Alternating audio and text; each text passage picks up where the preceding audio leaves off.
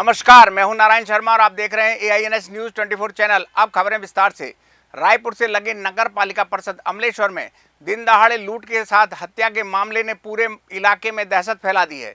प्राप्त जानकारी के अनुसार अमलेश्वर के समृद्धि ज्वेलर्स के संचालक सुरेंद्र सोनी की गोली मारकर हत्या कर दी गई और लूट की वारदात को अंजाम देकर अपराधी फरार हो गए हैं। पुलिस अधिकारी इस मामले में कुछ भी जानकारी देने को तैयार नहीं है। नगर पालिका परिषद अमलेश्वर में दिन दहाड़े समृद्धि ज्वेलर्स में लूट और हत्या का मामला प्रकाश में आया है। प्राप्त जानकारी के अनुसार अमलेश्वर स्थित समृद्धि ज्वेलर्स में दो व्यक्ति खरीदी करने घुसे और दुकान के संचालक सुरेंद्र कुमार सोनी को गोली मारकर लूट को अंजाम दिया। इस घटना से पूरे इलाके में सनसनी फैल गई। घटना का सीसीटीवी वीडियो संचालक के पुत्र तनिष्क सोनी ने घर पर देखा तो वह भागता हुआ दुकान पहुंचा, लेकिन वहां से अपराधी फरार हो चुके थे। तनिष्क ने पुलिस को सूचना दी। कहीं होगा क्योंकि सामान दिखाने के लिए जैसे लॉकर खोले सामान निकाले उसी टाइम में जो भी हुआ है। उसके बाद मैं कैमरा बंद कर दिया था। थोड़ी देर बाद कैमरा फिर से चालू करके देखा ना, वो लॉकर तक पहुंच गए थे। लॉकर तक पहुंच के सामान वामान सब निकाल रहे थे। मैं वो देखते ही घर से निकला, फिर घर से निकलते मैं आया तो यहाँ देखा हूँ मैं यहाँ पर उनको 3 लोग थे। थाना के सामने ही देखा और ये जो खुड़मुड़ा इस साइड वाला रोड है ना, उधर गए हूँ। खुड़मुड़ा वाले रोड की तरफ भागे? हाँ, मैं थोड़ा दूर तक उनका पीछा किया, मतलब एकदम आगे तो उन लोग तो निकल गए थे बहुत आगे, मतलब जाते देखा थोड़ा दूर गया। फिर मैं कितने लोग थे सीसीटीवी कैमरे में? सीसीटीवी में तो 2 दिख रहे हैं। अच्छा। पर मेरे हिसाब से बाइक में 3 लोग थे। एक बाइक चला रहा था, गन भी रखा। हाँ, गन भी शायद था उनके पास। हाँ, तो गोली मारी है तो गन तो नेचुरल होगा ही। और फिर वैसे ही मैं तुरंत दुकान आया, फिर यहाँ आया था अमलेश्वर थाने में आया। थाने में पुलिस ने सूचना के बाद दुकान को सील कर दिया। मैं आपसे एक सवाल कर रहा हूँ, यहाँ पे एक जानकारी एक घटना, है, तो यही बोल दीजिए ना, बस आप इतना ही तो बोल सकते हैं कि मेरे को जानकारी नहीं है।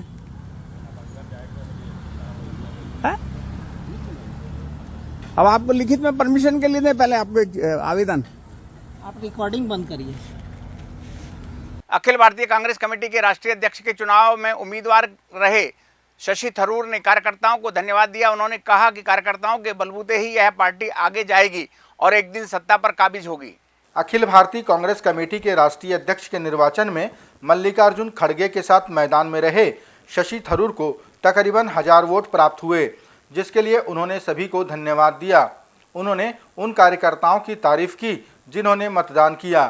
थरूर ने कहा कि इन्हीं कार्यकर्ताओं की बदौलत कांग्रेस पार्टी आगे बढ़ेगी और सत्ता पर काबिज होगी।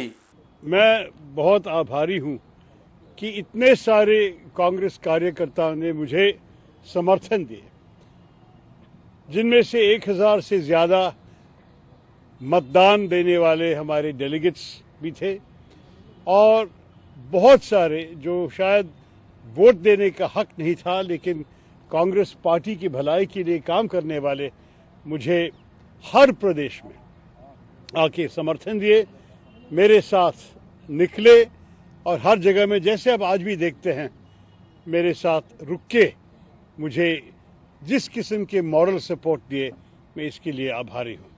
मेरे ख्याल में हमारे कार्यकर्ता हैं हमारी पार्टी का असली गुरूर और मैं कहूंगा कि हमारे कार्यकर्ताओं के काम से ही पार्टी आगे बढ़ेगी। छत्तीसगढ़ के मुख्यमंत्री भूपेश बघेल ने अपने भेंट मुलाकात कार्यक्रम के अंतर्गत शिवरी नारायण के नरनारायण मंदिर में पूजा अर्चना की और प्रदेश के लिए खुशहाली की कामना की। इस दौरान उन्होंने पत्रकारों को संबोधित किया और अपने भेंट मुलाकात कार्यक्रम के उद्देश्यों को साझा किया। छत्तीसगढ़ के मुख्यमंत्री भूपेश बघेल ने अपने भेंट मुलाकात कार्यक्रम के अंतर्गत शिवरी नारायण के नरनारायण मंदिर में पूजा अर्चना की और प्रदेश की खुशहाली के लिए प्रार्थना की।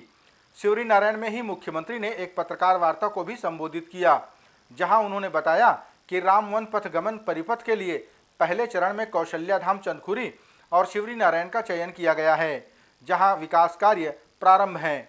मुख्यमंत्री ने यहां अपने भेंट मुलाकात कार्यक्रम के उद्देश्यों को भी साझा किया। इस साल मूंग, उड़द और अरहर के भी समर्थन मूल्य में खरीदने की व्यवस्था हम लोगों ने की है। पिछले साल कोदो, कुटकी, रागी, मक्का, गन्ना और धान तो पहले से कर रहे थे, लेकिन इसकी भी खरीदी प्रारंभ की गई है।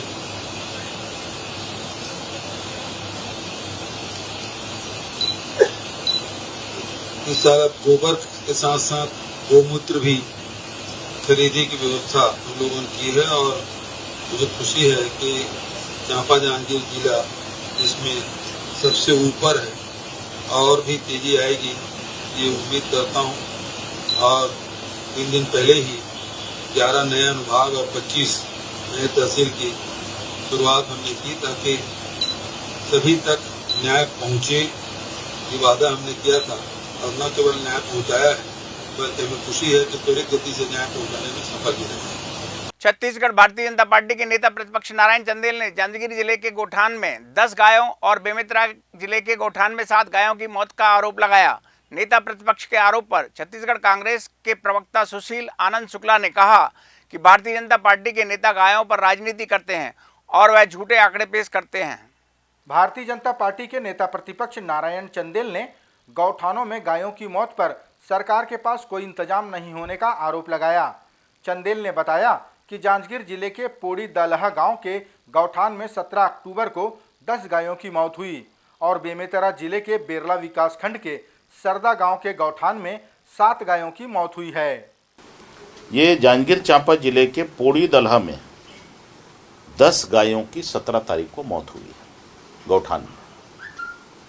लगातार गौठानों में गौ माताओं के मौत का सिलसिला जारी है और किसी प्रकार से भविष्य में गौ माताओं की मौत गौठानों में ना हो इसके पास सरकार के पास में कोई पुख्ता इंतजाम नहीं है। दूसरा, ये अकलतरा जनपद पंचायत के अंतर्गत है ये पोड़ी दलहा गांव जांजगीर चांपा जिले में, जहाँ 10 गांवों की मौत हुई है और आपके बेमेतरा जिला के बेरला विकासखंड के ग्राम सरदा में 7 गायों की मौत हुई है। तो 17 गाय की मौत ये 2 दिन के अंदर हुई। नेता प्रतिपक्ष के गायों की मौत के बयान पर कांग्रेस संचार विभाग के प्रमुख सुशील आनंद शुक्ला ने कहा कि भारतीय जनता पार्टी हमेशा झूठे आंकड़े पेश करती है। उन्होंने भारतीय जनता पार्टी पर गायों के नाम से राजनीति करने का आरोप लगाया। पहले नेता प्रतिपक्ष ये तय कर ले कि उनको कितना झूठ बोलना है। इसके पहले जब वो भैंसों से आए थे तो उन्होंने आप सबके माध्यम से प्रेस कॉन्फ्रेंस लेकर कहा कि भैंसों में 92 गायों की मौत हो गई। जब हमने हकीकत सामने रखा कि ये झूठ बोल रहे हैं, उनका झूठ बेनकाम हो गया, तब 17 गायों की बात कर रहे हैं। दरअसल छत्तीसगढ़ में भारतीय जनता पार्टी झूठ के बिना पे राजनीति कर रही है।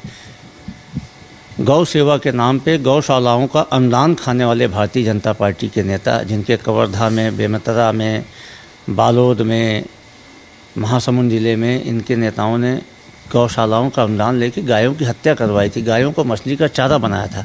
आज जो गौठान बने हैं वहाँ पे उसको देखने की जिम्मेदारी, गायों के संरक्षण की जिम्मेदारी संबंधित गांव के लोगों के द्वारा बनाई गई गौ समितियों के माध्यम से है। गौठान समितियाँ काम कर रही हैं, महिला स्व सहायता समूह की बहनें काम कर रही हैं।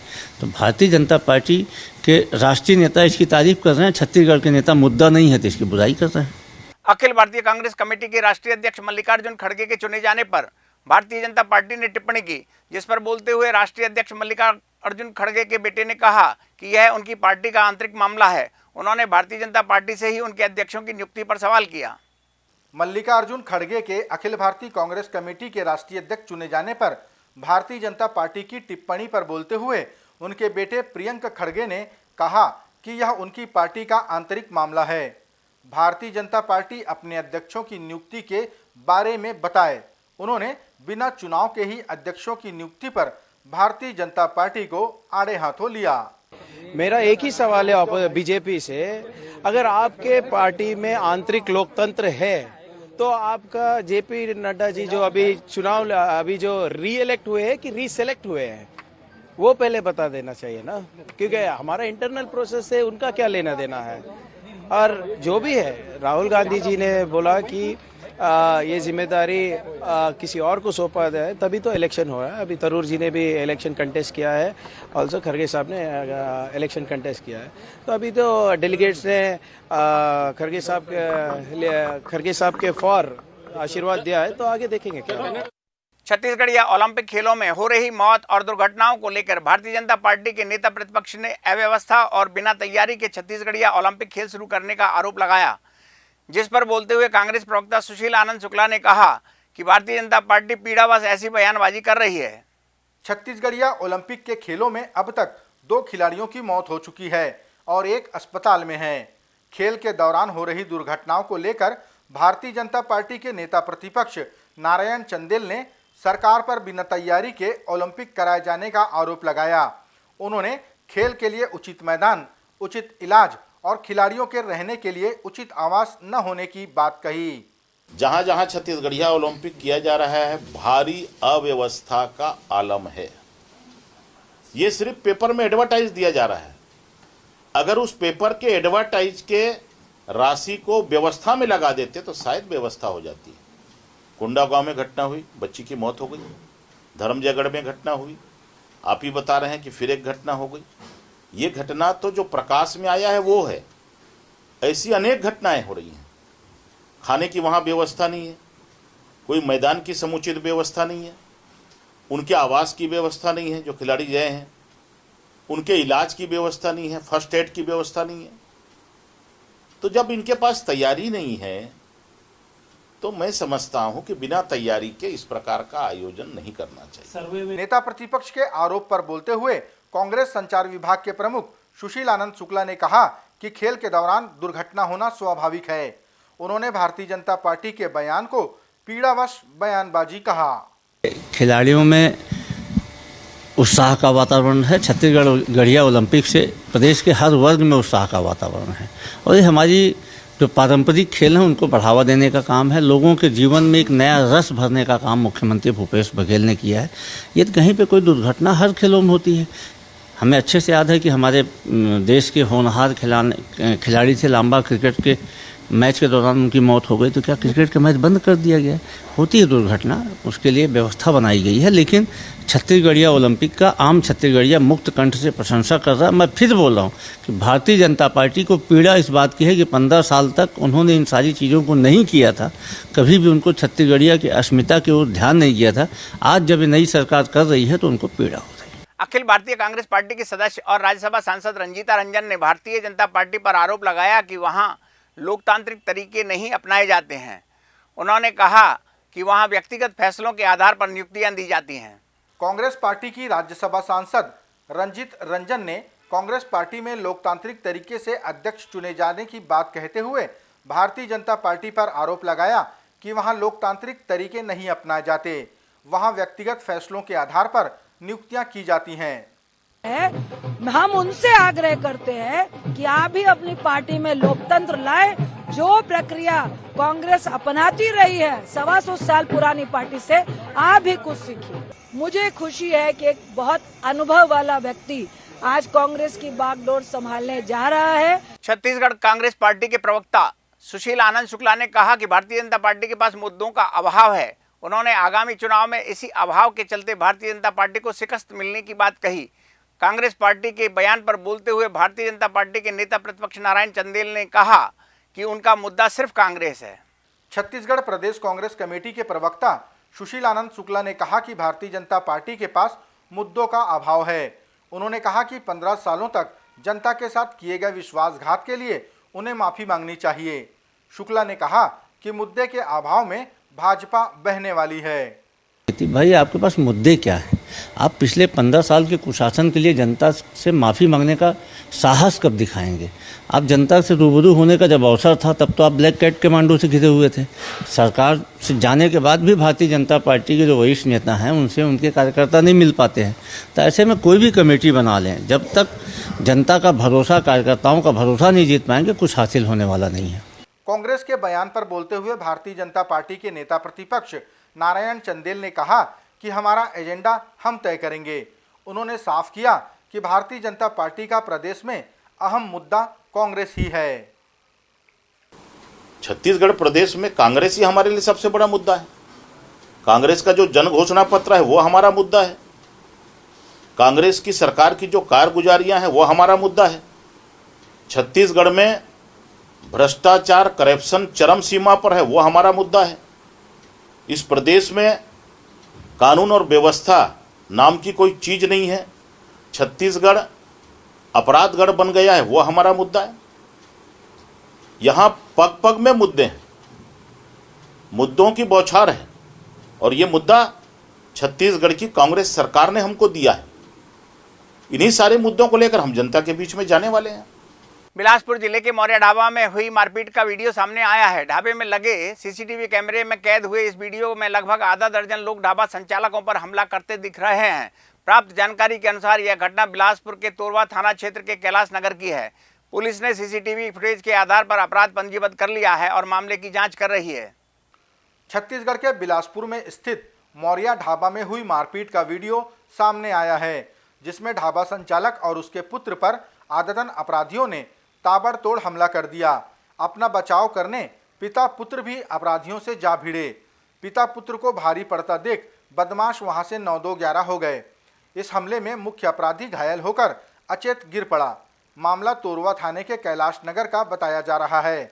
यह पूरी घटना ढाबे में लगे सीसीटीवी कैमरे में कैद हुई है।